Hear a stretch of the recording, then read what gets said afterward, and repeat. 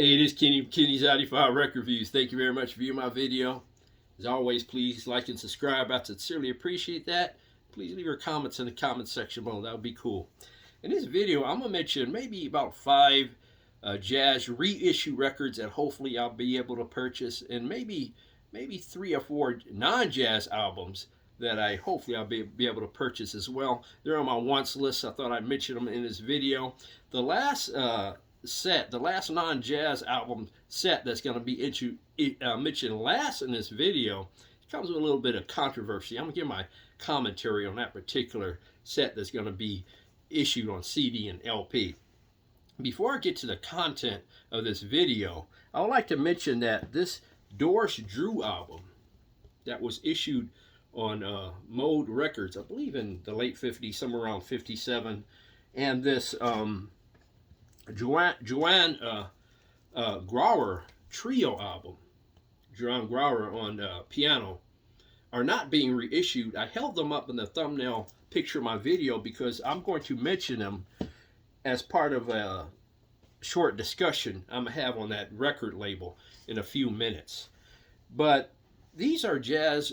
First I'm going to start with jazz reissue records. I mentioned in a previous video that I wish they would issue maybe some of these more major labels like Analog Productions, Acoustic Sounds, Impact Records, Craft Recordings would issue more, MoFi would issue more records for more obscure record labels. And the jazz albums that I'm going to mention in this video, at least 3 of them are from a little bit more obscure labels, maybe 4 of them. And I'm going to start with this one, the Pepper Adams Quintet. Now, I believe this was issued in originally issued somewhere around 1957.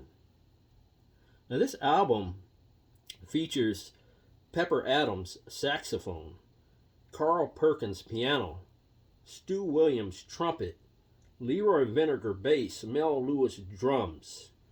Now, this is coming out. It's going to be reissued on this label called Gamut Records. I hope I'm pronouncing it right, or correctly, I should say. It's spelled Gammaut.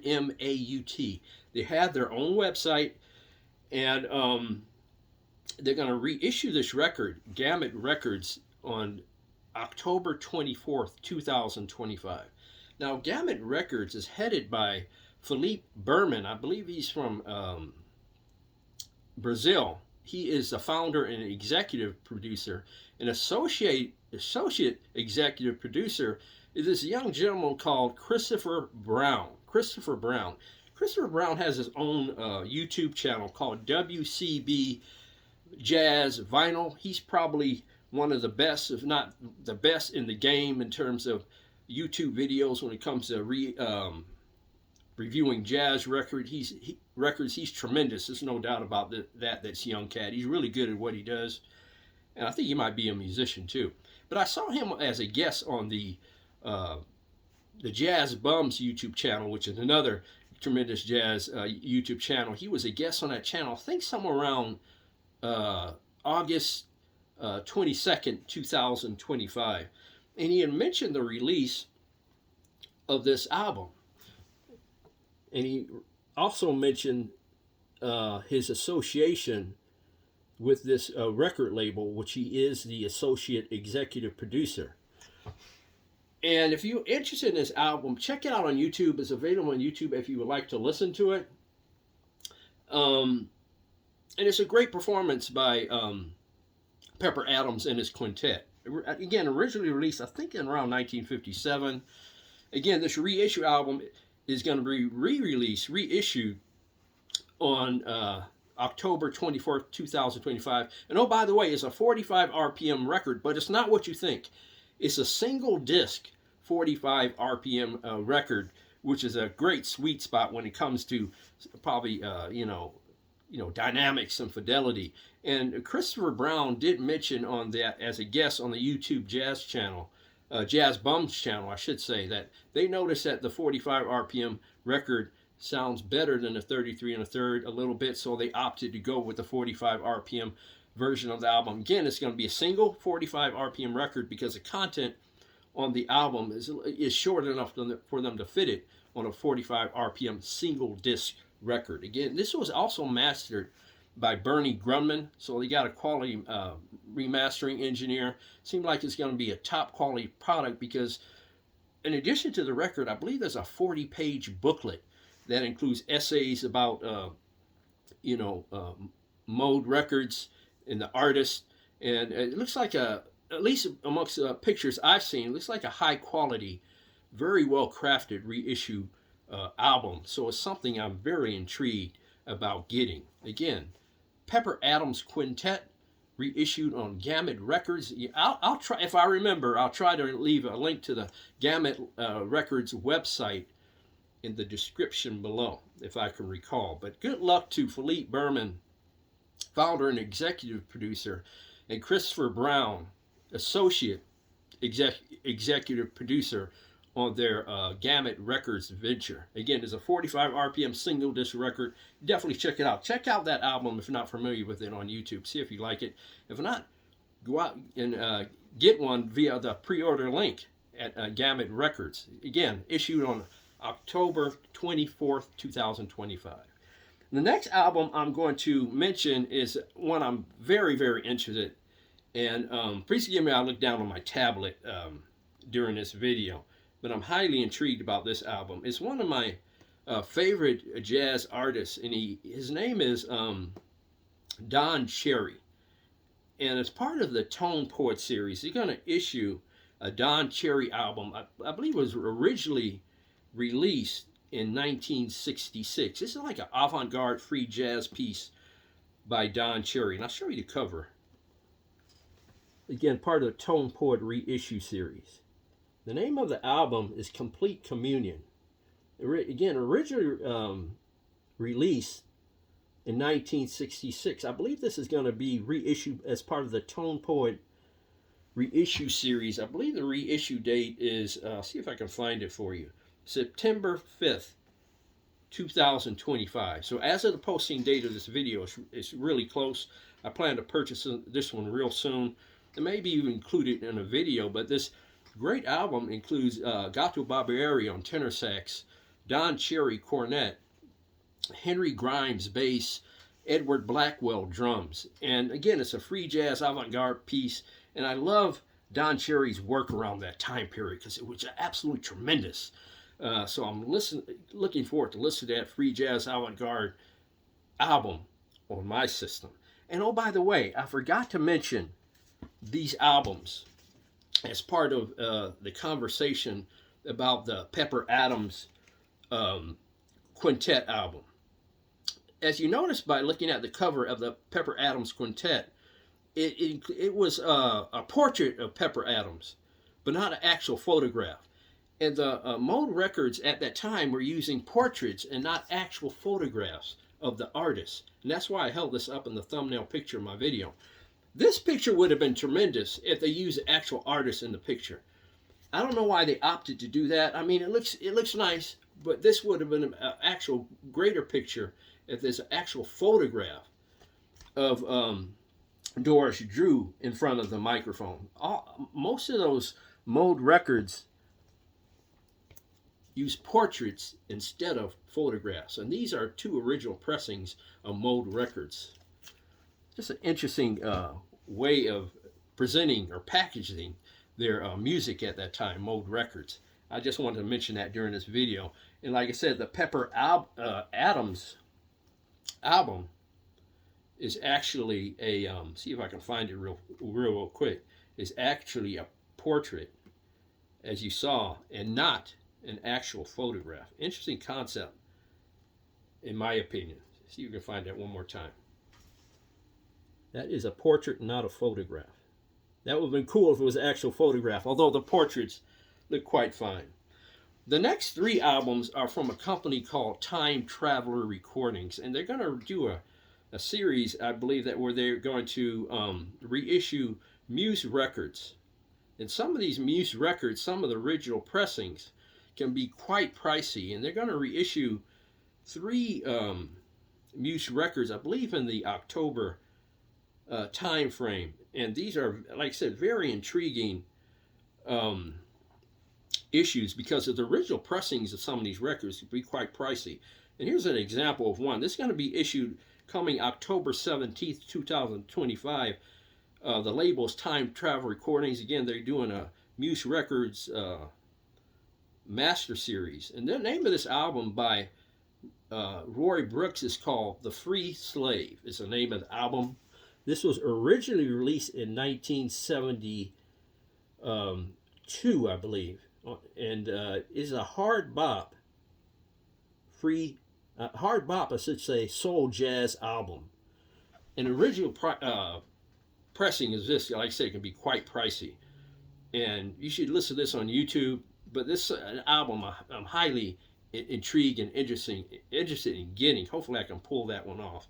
And another one on the same label, another Muse record reissue album, is Carlos Garnett. It's called Cosmos Nucleus. This was originally, whoops, lost my picture there. Here we go. This was originally reissued, or issued, I should say, in 1976. And this is a soul, I should say, fusion contemporary jazz album. And these Muse records, oh, by the way, the mastering engineer, I believe, is Matthew Luthans. Yeah, all analog Matthew Luthans doing the mastering. So I'm very interested in that one as well. One more by Kenny Barron. It's called Sunset. The name of the album is Sunset to Dawn. This one, post-bop contemporary jazz album that was really originally released in 1973. So those three reissues, I'm highly intrigued and interested in getting. Again, all three are going to be released on October 17th, 2025. So those are jazz albums I'm interested in. Hopefully I'll be able to get them. Sometimes I get derailed because some other albums coming out, you know, finances, other things. So we'll have to see if I can pull those off.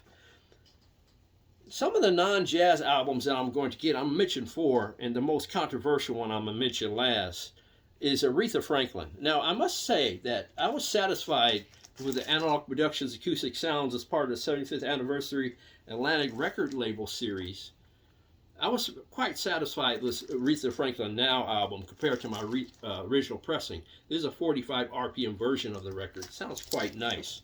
But they can also reissue as part of the Atlantic 75 Series Analog Productions 45 RPM versions of Aretha Franklin. I Never Loved a Man the Way I Love You.